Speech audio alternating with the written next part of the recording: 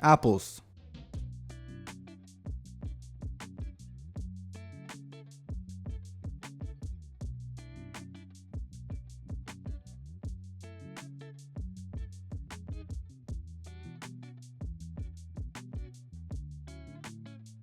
So when shopping for apples, you want to make sure that the skin is firm and isn't bruised.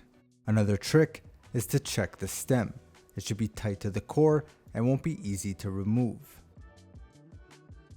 Next, I'll cut my apples straight down the middle.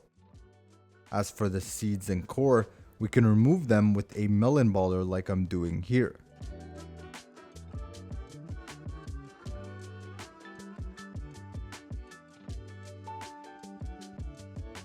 Another method is to cut the apple into quarters and slice off the core at an angle like so.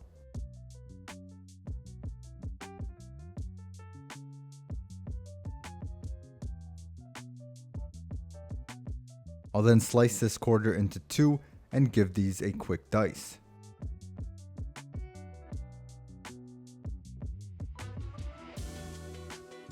For a fruit plate or a charcuterie board, we can use the overlap cut for a nice and clean presentation.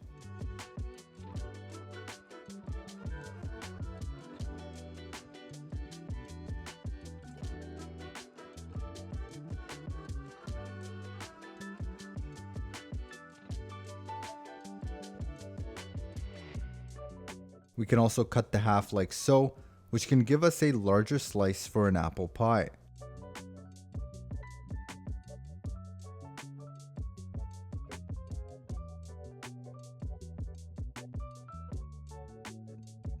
If you want to keep it clean and neat, you can also trim some of the core from these slices.